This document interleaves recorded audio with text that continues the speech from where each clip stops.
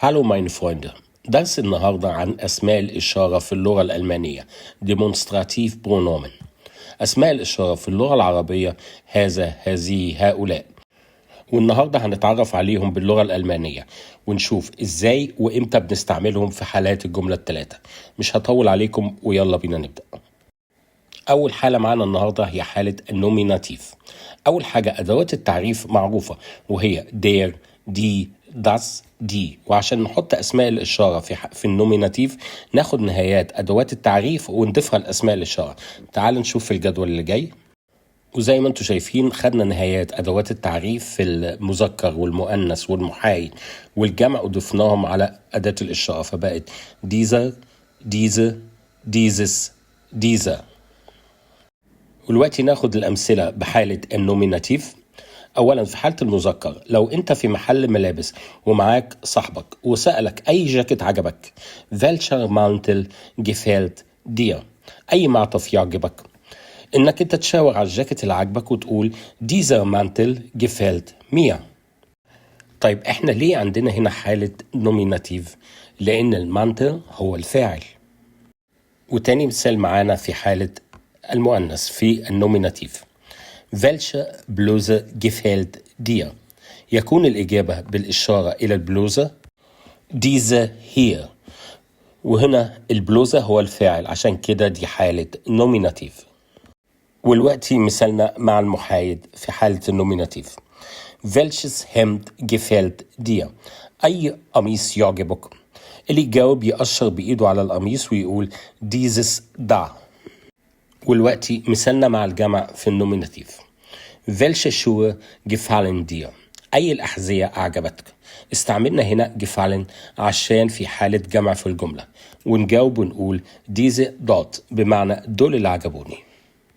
طيب الوقت عايزين نعرف ايه الفرق بين dieser hier dieser da و dieser dort. أول حاجة dieser here لما تكون واقف في مكان والشيء اللي انت بتسأل عنه جنبك بتسأل عنه جنبك بالظبط نستخدم dieser here. وتاني حاجة dieser da لما تكون واقف في مكان والشيء اللي بيتسأل عليه قريب منك مش جنبك بالظبط زي الحالة اللي فاتت بنستخدم dieser da. وتالت حاجة dieser dort لما يكون الشيء اللي بيتسأل عليه بعيد عنك مش قريب منك أو لازق فيك أو جنبك بالظبط بنستخدم dieser dort. والوقتي مع أسماء الإشارة في حالة الأكوزاتيف. أول حاجة نتعرف على أداة التعريف في حالة الأكوزاتيف den, die, das, die.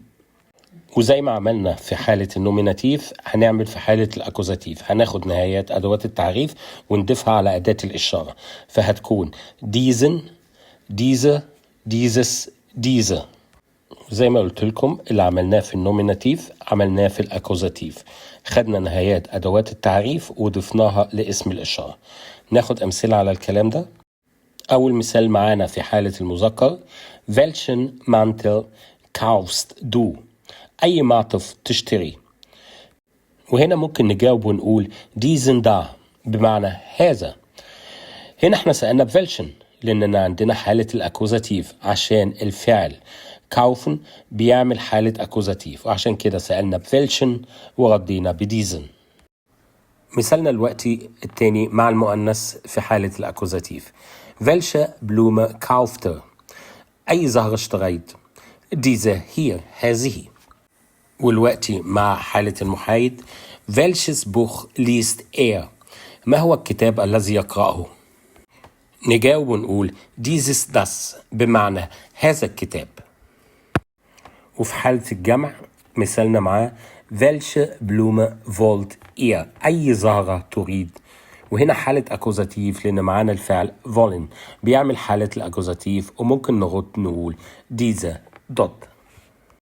وآخر حاجة معانا النهاردة حالة الداتيف. ناخد الأول أدوات التعريف في الداتيف dem, der, dem, den. وزي ما عملنا في النوميناتيف والأكوزاتيف خدنا نهايات أدوات التعريف وضفناها لأداة الإشارة فهتكون diesem, dieser, diesem, diesen. وأول مثال معانا مع المذكر في حالة الداتيف Welchem Mann hat geholfen؟ أي رجل ساعده أو ساعدته. طبعا مع الإشارة إلى الراجل اللي تساعد، ونقول في الرد diesem da بمعنى هذا الشخص أو هذا، مع طبعا الإشارة بالإيد اتجاه الراجل. ودلوقتي المثال التاني مع المؤنث. Mit welcher Bahn fährt sie؟ أي قطار ستأخذه؟ نرد نقول مثلا mit dieser hier die S2، هذا على رصيف S2. وهنا في حالة الداتيف. ليه؟ لأن حرف الجر mit هو اللي بيعمل حالة الداتيف في الجملة. والوقت مثالنا مع المحايد. mit welchem Auto wollt ihr fahren؟ أي سيارة تريد أن تقودها؟ ممكن نجاوب ونقول diesem dort، أو نشاور على العربية ونقول دي أو هذه mit diesem Auto. ومثالنا مع حالة الجملة الداتيف في حالة الجمع. mit welchen Kindern spielt ihr؟ مع أي الأولاد بيلعب؟ يكون الرد ممكن بأكتر من طريقة، زي مثلا mit diesen Kinder أو mit diesen، أو ممكن نقول diesen على طول.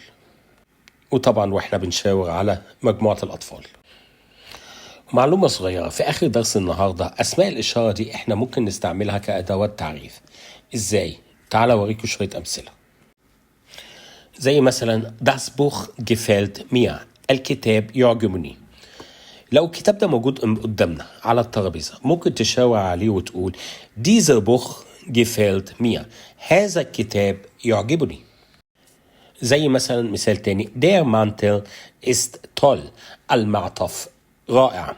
طيب لو عايزين نحدد أكتر شوية نقول إيه؟ dieser Mantel ist toll، هذا المعطف رائع، مع المشاورة طبعا على المعطف. وكده درس النهاردة خلص. أتمنى تكون المعلومات وصلت لكم وتكونوا استفدتم معايا.